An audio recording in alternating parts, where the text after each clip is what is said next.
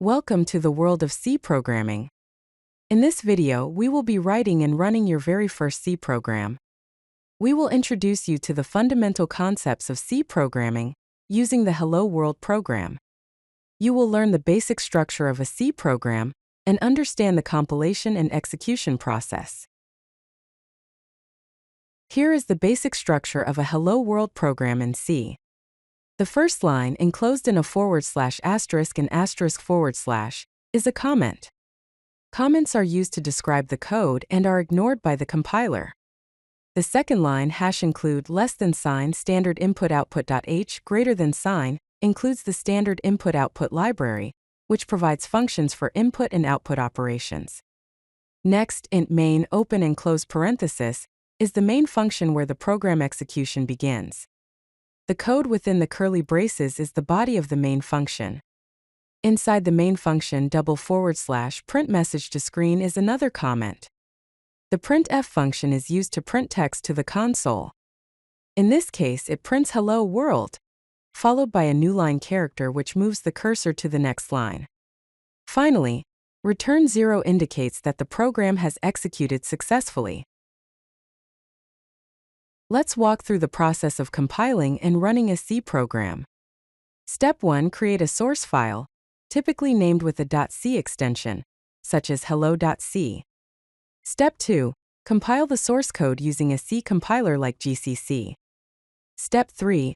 Execute the compiled program. Step 4. Observe the output. Here is how you would do it in the terminal. First, you write gcc hello.c-o hello. This command compiles the hello.c file and creates an executable file named hello. Next, you run the executable by typing *hello.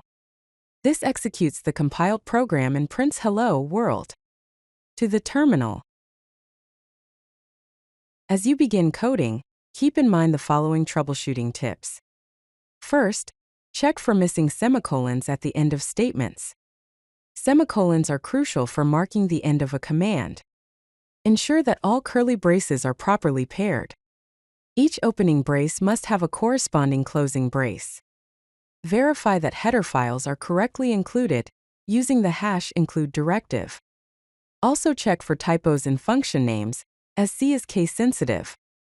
Finally, make sure that your file is saved with the .c extension.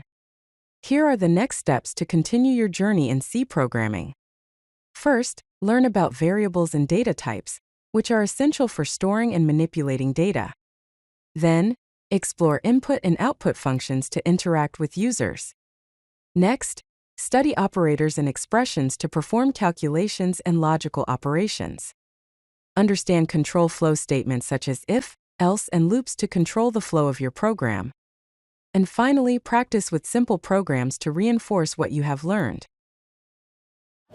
If you like this video, hit that like button and don't forget to subscribe. Visit CodeLucky.com for more such useful content.